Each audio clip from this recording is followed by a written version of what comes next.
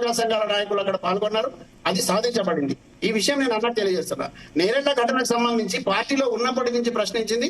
తర్వాత ఈ రాజకీయ బయటికి వచ్చిన తర్వాత కూడా ఇప్పుడున్నటువంటి ప్రభుత్వానికి ఆధారాలతో సహా బాధిత పక్షం వహించినటువంటి వాళ్ళు కొన్ని రాజకీయ పార్టీలు ఆధారాలతో సహా ఇచ్చినప్పటికీ కూడా ఈ ప్రభుత్వం కూడా తాత్సారం చేస్తుంది, వాళ్ళకి న్యాయం చేయట్లేదని పదే పదే వాళ్ళ వైపు నుంచి గొంతెత్తి నినదించింది కవితమ్మ మాత్రమే.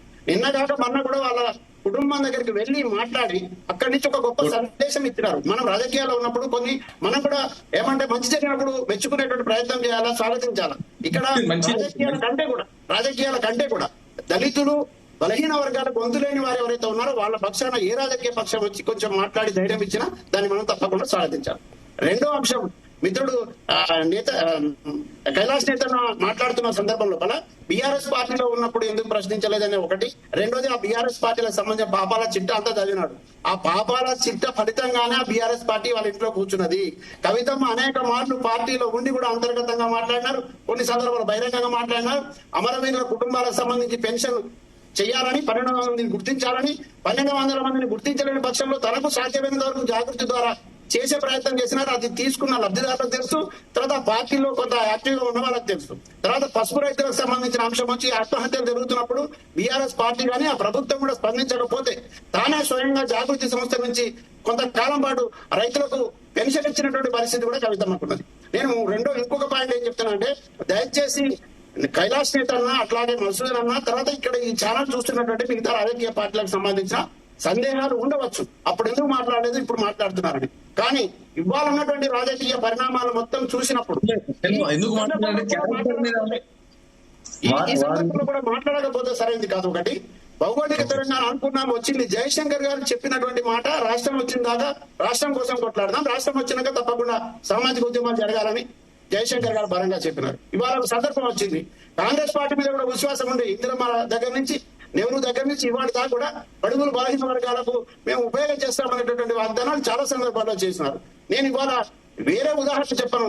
నా సమకాలికుడు, నేను కైలాష్ నేతకు సంబంధించిన అంశమే ప్రస్తావిస్తా. మా జిల్లాకు సంబంధించిన వాడు ఒక జిల్లా అధ్యక్ష పదవికి అర్హుడా కాదా, ఆయనకు ఇచ్చినటువంటి దానికి ఎంత కంఫర్ట్ గా ఉన్నాడా కైలాష్ నేతను నేను ఈ వేదిక ద్వారా అడుగుతా ఉన్నా. నీకు ఎన్ని రకాల అవమానాలు జరుగుతున్నాయి, ఇట్లాంటి అవమానాలు మనకు జరగకూడదని ఆలోచించాలని నేను విజ్ఞప్తి చేస్తా ఉన్నా. రాజకీయాలు చేద్దాం, ఏ రాజకీయ పార్టీలో రాజకీయాలు చేద్దాం, కానీ కొన్ని సందర్భాలు వచ్చినప్పుడు న్యాయం వైపు నిలబడడానికి మనం ప్రయత్నం చేయాలి. మంచికో చెడుకో, ఇవాళ ఏ అగ్రకులంలో పుట్టినప్పుడు కూడా మన వర్గాలకు సంబంధించిన ఒక నినాదాన్ని సజీవంగా నిలబెట్టడం కోసం ఇక్కడి నుంచి ఢిల్లీ దాకా ఉద్యమం చేసిన ఒక ఆడబిడ్డ చెప్పినప్పుడు దాన్ని స్వాగతించాల్సిన అవసరం ఉన్నది. ఎస్, సందర్భం వచ్చినప్పుడు మనం కొన్ని సందర్భాల్లో కలుస్తాం, కొన్ని సందర్భాల్లో రాజకీయంగా విభేదాలు ఉంటాయి. కానీ ఇది రాజకీయాల కంటే కూడా సగటు జనుల ప్రజల సంబంధించిన అంశంగా మనం భావించాలని విజ్ఞప్తి చేస్తా ఉన్నా.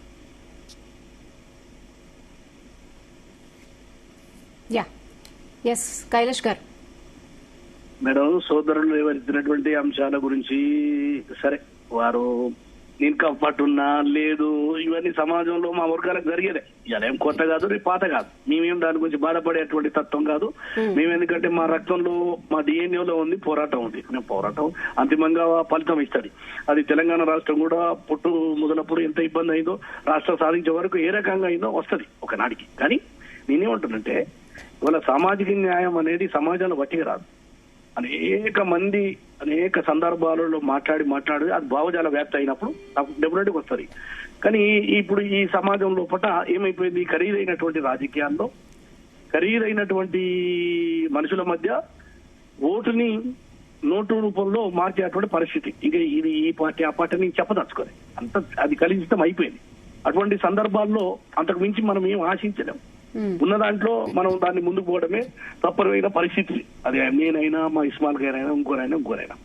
కాబట్టి వాటి గురించి మనం ఇప్పుడు మాట్లాడి సమయం వృధా చేసుకోవడం ఒక ఎత్తు అయితే, ఉన్న పార్టీలో మనం ఏ రకంగా ముందుకు పోవడం దాని మీదనే నేను శ్రద్ధ పెడుతున్నాం. మేము ఎవరి ముందర చేయి దాచి లేదా తల వంచి తల వంపులు తెచ్చేటువంటి పనులు మేము చెయ్యం. ఎందుకంటే డెఫినెట్ గా ఒక ఉద్యమ స్ఫూర్తి ఉన్నటువంటి వాళ్ళం. యూనివర్సిటీలో నేను MA, MSc, BEd, BLISc, PhD జాగ్రఫీలో చేసిన వాడిని, నేను అన్ని చదువుకున్న వాడిని, సమాజం యొక్క లోతుపాతలు అన్ని చూసిన వాడిని, నేను అన్ని ఉద్యమాలు చూసి వచ్చినవాడిని. 14 సంవత్సరాలు తెలంగాణ ఉద్యమంలో ప్రత్యక్షంగా పరోక్షంగా పాల్గొన్న వాడిని. ఉస్మానియా యూనివర్సిటీ 2001 నుంచి 2014 దాకా, అక్కడ 14 తెలంగాణ ఏర్పడిన తర్వాత నేను బయటకు వచ్చేసిన. కాంగ్రెస్ పార్టీతో పయనమైన నాది మొదటి నుంచి కొంత కాంగ్రెస్ భావజాలం. ఏమంటున్నంటే ఇవాళ కవితక్క గారు తీసుకున్నటువంటి ఎజెండా తప్పకుండా బలహీన వర్గాలకు న్యాయం చేసేదైతే డెఫినెట్ గా సమాజం అందరూ యాక్సెప్ట్ చేస్తారు. కానీ సందర్భం నేనేమంటున్నంటే ఇప్పుడు చేస్తున్నటువంటి దాన్ని కూడా మనం విస్మరించరాదా అంటున్నా. ప్రభుత్వంలో ఇప్పుడు మీరు మాట్లాడుతున్న వారు ఏ కులమో నాకు తెలియదు, ఛానల్ వారు ఏ కులమో నాకు తెలియదు, వినే వాళ్ళు ఏ కులమో నాకు తెలియదు. పుట్టుక మన చేతిలో లేదు. కానీ సమాజం కోసం పనిచేయాలి.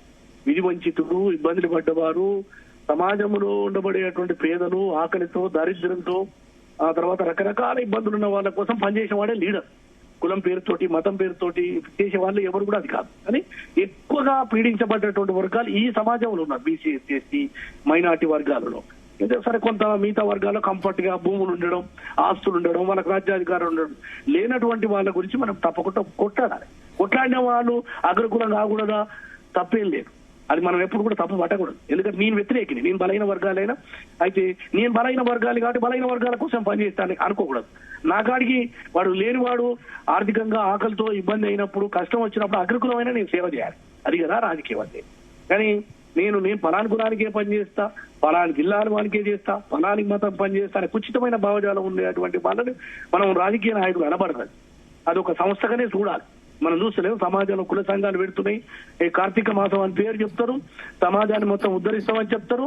కులాల వారిగా చండాలమైన సంస్కృతి వచ్చిందండి. ఇది నేను వ్యతిరేకం అండి. దీనికి ఏం సంస్కృతి ఇది? కులాల వారిగా, వర్గాల వారిగా, ఇంకా సహపంక్తి భోజనాలు.